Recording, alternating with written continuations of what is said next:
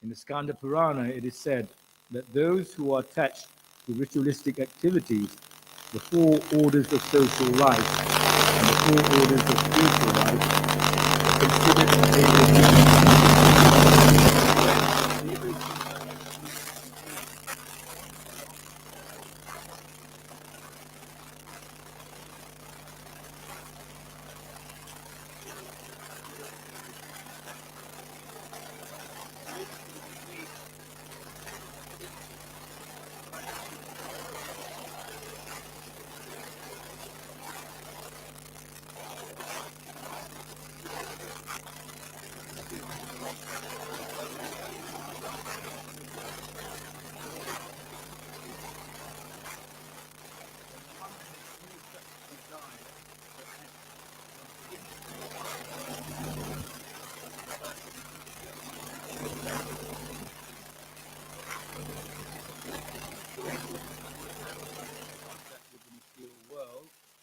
are all more or less desirous of lording it over material nature. The system of varnashrama and prescribed duties under the system are so designed that the conditioned soul may enjoy in the material world according to his desire for sense gratification, and at the same time gradually become elevated to spiritual understanding. Under these prescribed duties of Varna and Ashram, there are many activities which belong to devotional service in Krishna consciousness. Those devotees who are householders accept basic ritualistic performances as well as prescribed duties of devotional service.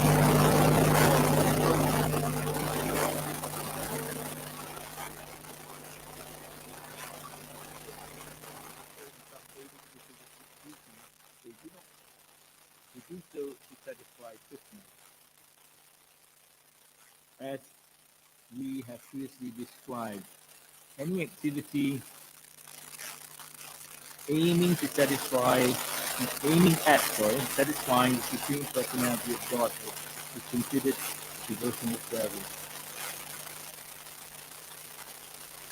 Srila Rupa Goswami describes one who is fit for becoming engaged in devotional service. He says that persons who are neophytes and who have developed a little love for Godhead are not interested in the activities of sense gratification in proportion to their devotion. But if there is still some attraction for some sense gratification activities, then the result of such activities should be offered to Krishna. This is also called master and the worker of the servant. In the Naradiya Purana, there is a statement of how this service worship is transcendental. It is said that the person who is constantly engaged in devotional service by his body, mind, and words, or even a person who is not practically engaged but is simply desiring to be so, is considered to be liberated. Nectar of devotion key.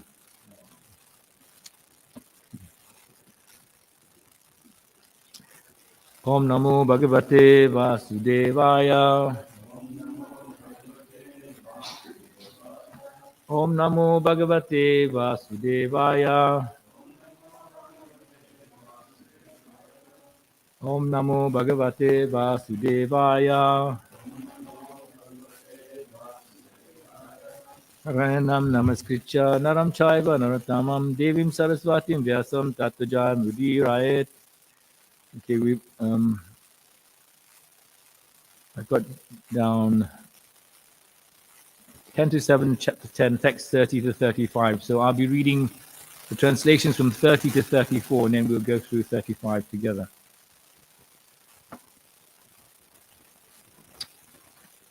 Text 30, translation. The Personality of Godhead replied, "My dear Lord Rama, O great Lord born from the lotus flower, just as it is dangerous to feed milk to a snake, so it is dangerous to give benediction to demons. who are by nature ferocious and jealous. I warn you not to give such benedictions to any demon again. Next 31. Narada Muni continued, O King Yudhishthira, the Supreme Personality of Godhead, who is not visible to an ordinary human being, spoke in this way, instructing Lord Brahma. Then, being worshipped by Brahma, the Lord disappeared from that place. Next 32. Prahlad Maharaj then worshipped and offered prayers to all the demigods, such as Brahma, Shiva, and the Prajapatis, who are all parts of the Lord. Text 33. Thereafter, along with Shukracharya and other great saints, Lord Rama, whose seat is on the lotus flower, made Prahlad the king of all the demons and giants in the universe. The short purport in text 33.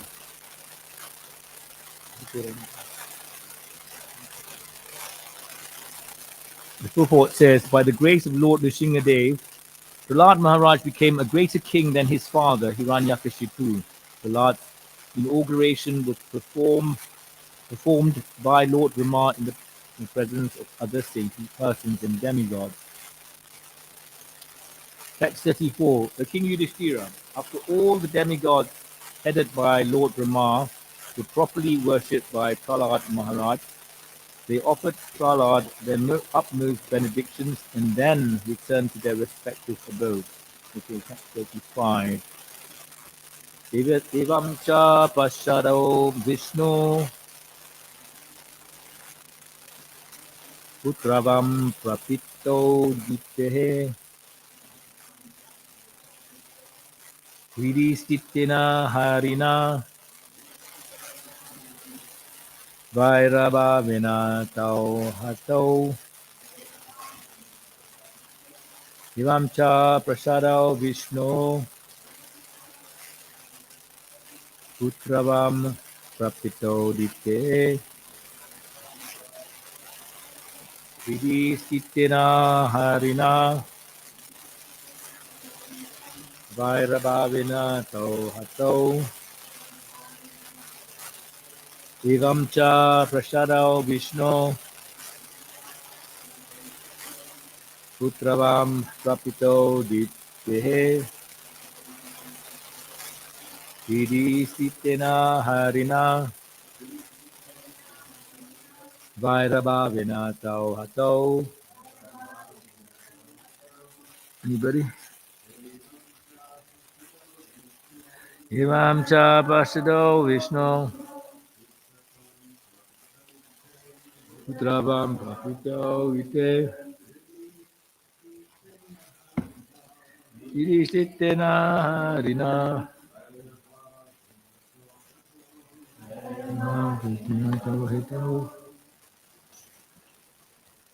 Someone else. Mancha Vishnu Prapito Dite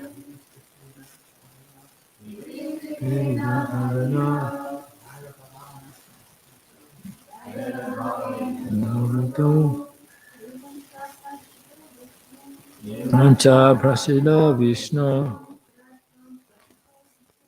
Putravam Prapito Dite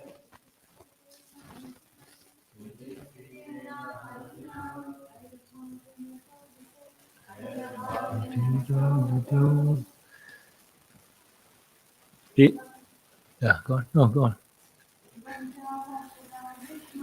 Evancha Prasida Vishnu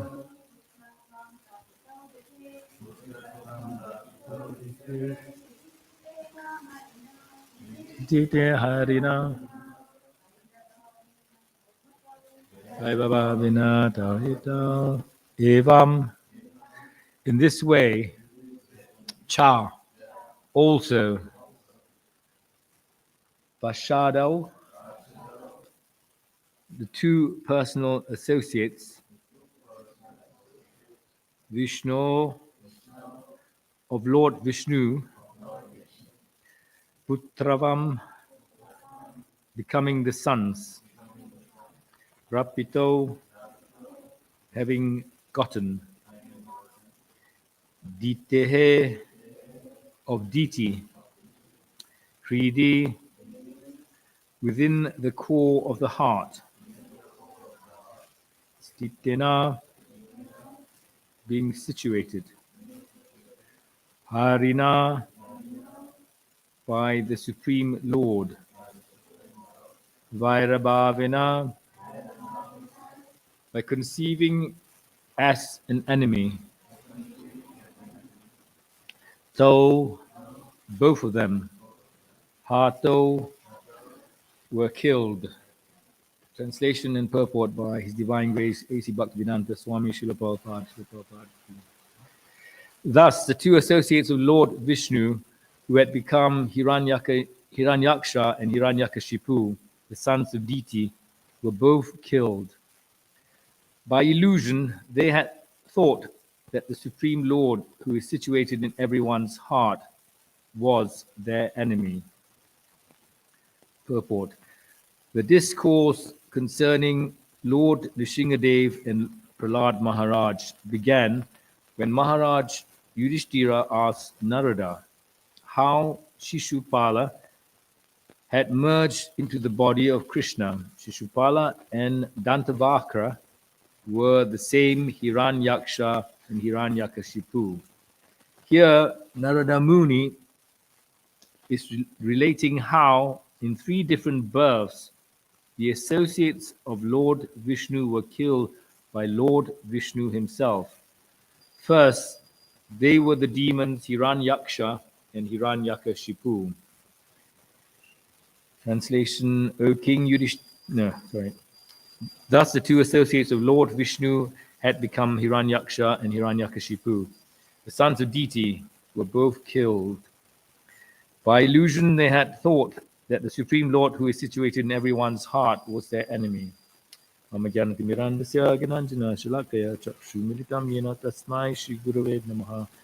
Chaitanya Manavishtam Stapitam Yena Bhutale Swayam Rupa Kadamayam Dadati Swapadam Dikam Deham Shri Guru Shri Uta Padakamalam Shri Gurum Vaishnam Sha Shri Rupam Shagajatam Sahagana Raghunatam Vitam Tam Sajivam Satvaitam Savaditam Varijana Saitam Krishna Chaitanya Devam Shri Radha Krishna Padam Sahagana Lalita Shri Vishakam Vitam Cha He Krishna Karuna Sindhu Dinabandhu Jagatpate Gopisha Gopika Kanta Radha Kanta Namosute Tapta Kanchana Gurangi Radhe Vrindavaneshwari Vishabhanu Sute Devi Padamami Hari Priye Chaitam Suratu Pangu Mama Manda Mate Gati Matsarasva Padam Budu Radha Madana Mohano Vanchakalpa Tarivescha Kripa Sinubhyai Vecha Patitanam Pavanebhyo Vaishnavibhyo Namo Namaha Kam Karoti Vachalam Pangum Langate Girim Tripata Maham Vande Shri Gurum Dinataranam Namo Vishnu Padaya Krishna Prashna Bhutale Srimakte Bhakti Vedanta Swamim Iti Namane Namaste Saraswati Deve Gauravani Pracharine Nivesesha Shunyavadi Paschacha Desatarine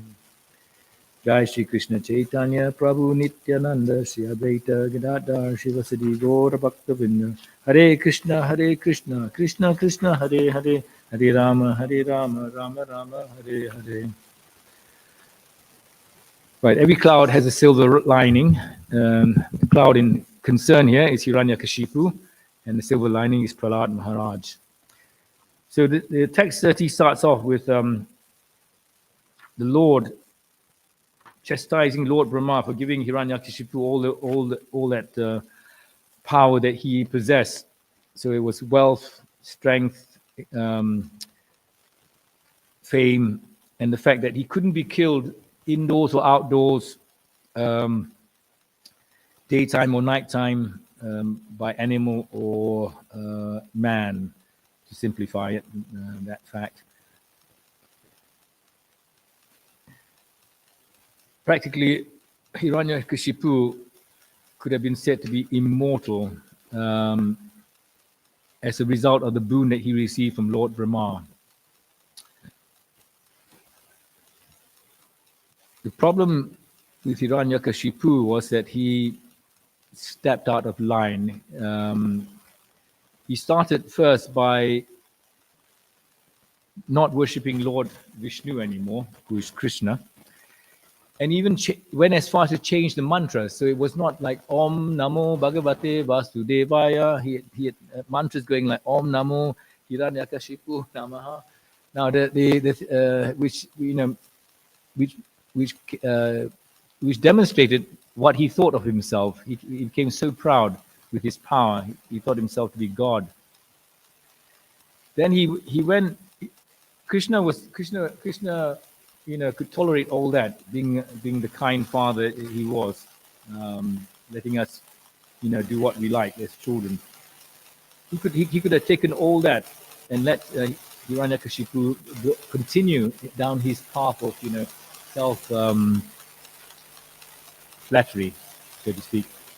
But the moment he actually started to oppress and try and harm Prahlad Maharaj, his son, he just stepped over the line, and that's why Krishna came as this half man and half lion to kill him, and he killed him on the threshold, which is not indoors or outdoors. He killed him at dusk, which is not night or day, and he came as half man, half animal. How did Hiranyakashipu come to hate Lord Krishna so much, or Vishnu? It was a consequence of Lord Vishnu killing his brother.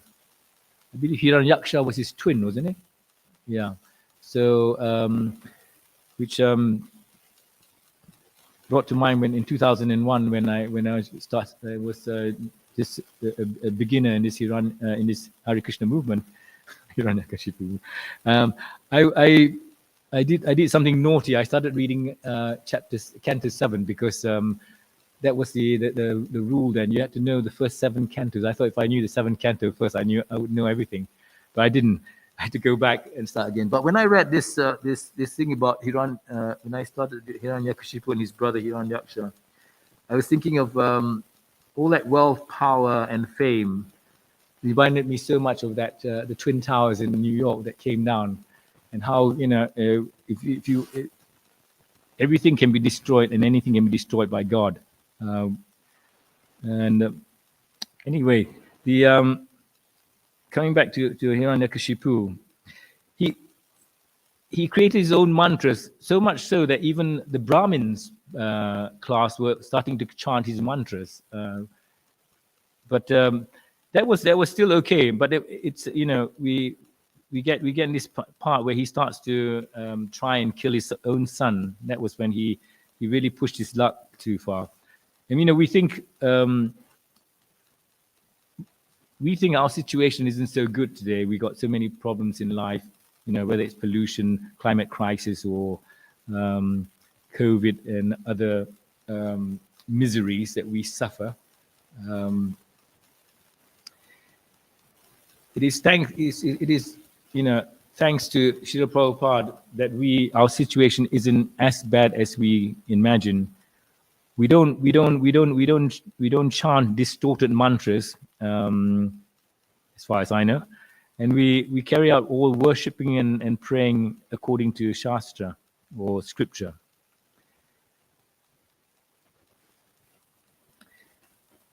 Now, aside from the contrary situation that Hiranyakashipu created, very much against God, he became so envious of Krishna that he saw Krishna being promoted to his son, and therefore he wanted to destroy this promotional representative, Prahlad Maharaj.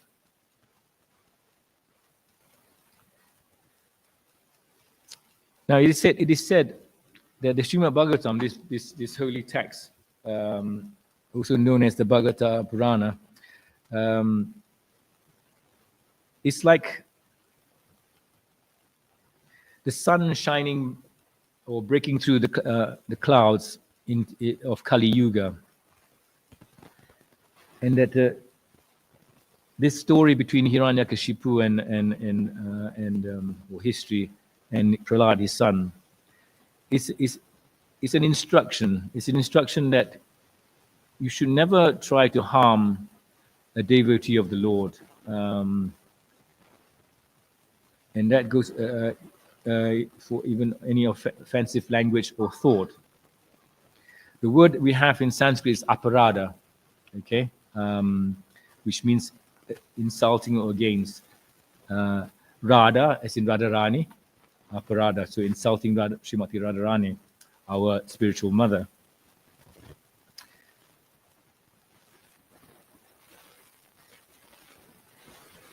Now, Hiranyakashipu's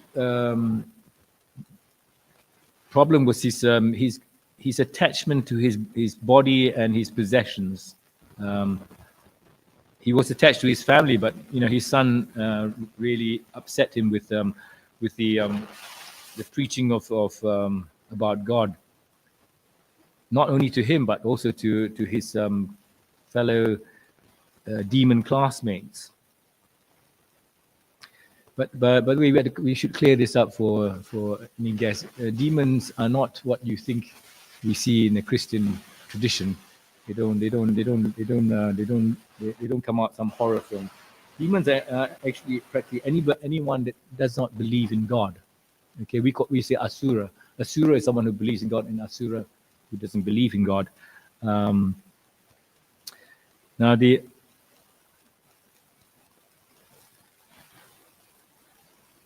worst thing you can do is actually show disrespect to God's devotee.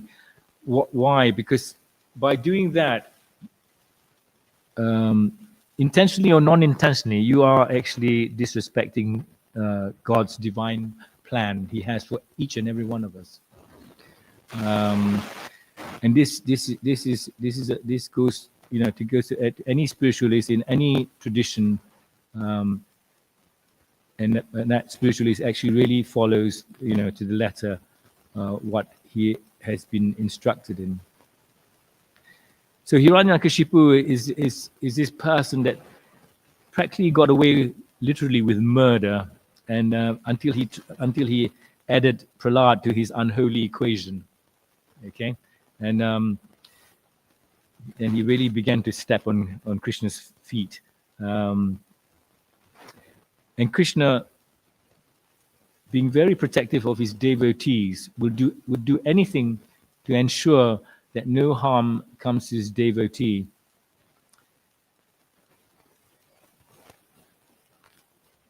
And in this case with Hiranyakashipu, Krishna found a way of protecting his devotee and yet not breaking the boon that was promised by Brahma to Hiranyakashipu. So he came in this form of this half man and half lion, and did not break any of the what you call it, the desires for the boon by Hiranyakashipu.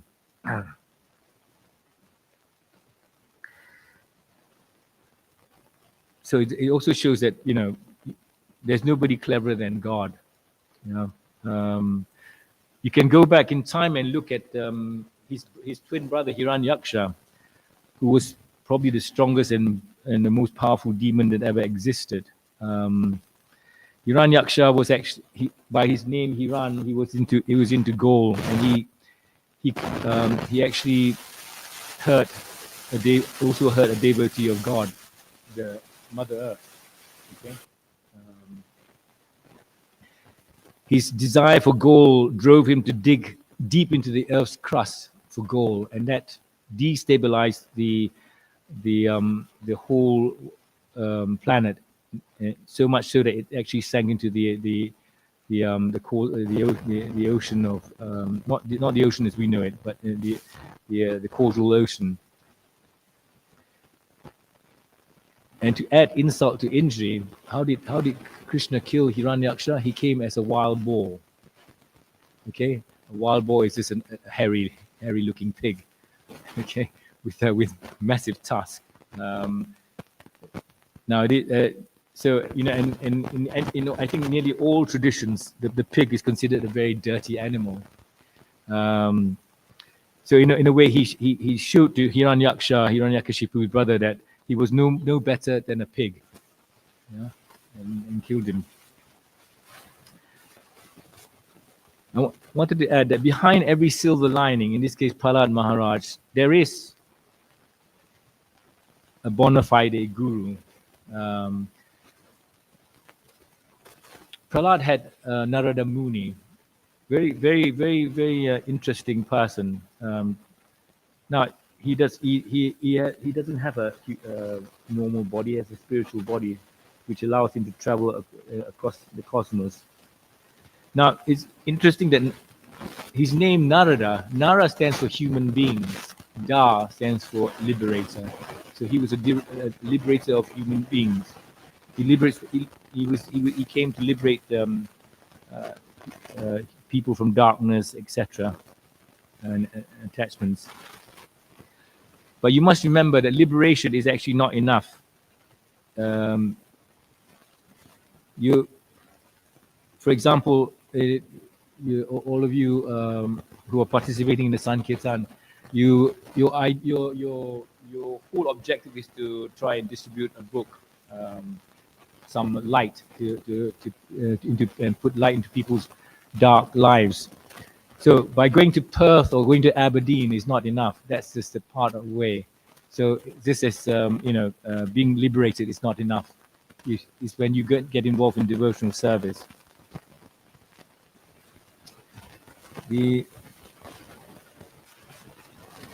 So we got here. So in a way, all of us who believe in Krishna are silver linings in this dark age of Kali, and which is full of clouds. I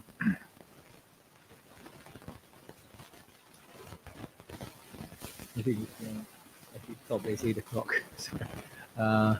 Any questions or comments, observations? Speak up. Nothing. Okay. Yeah.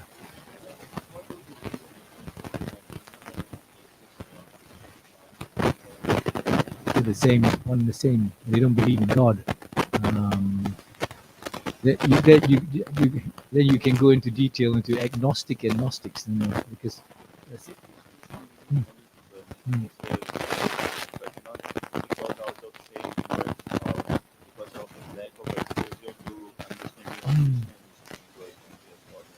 Then you should clarify the definition to them. An atheist doesn't believe in God.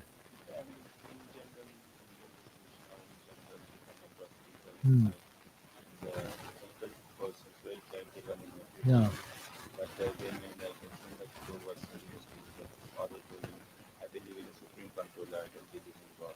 Yeah.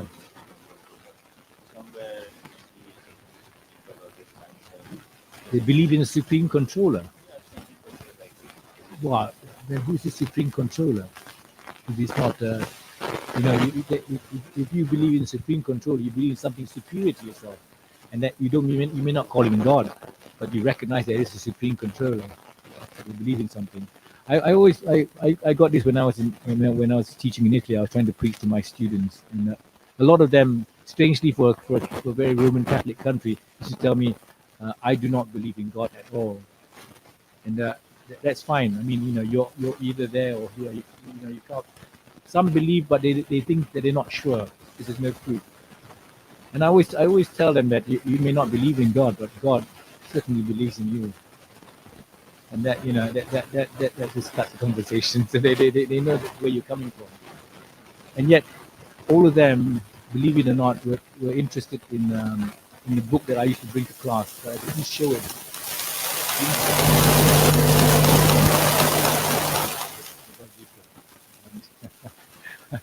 You have to be crafty here. The Dami Buddhi Yogam.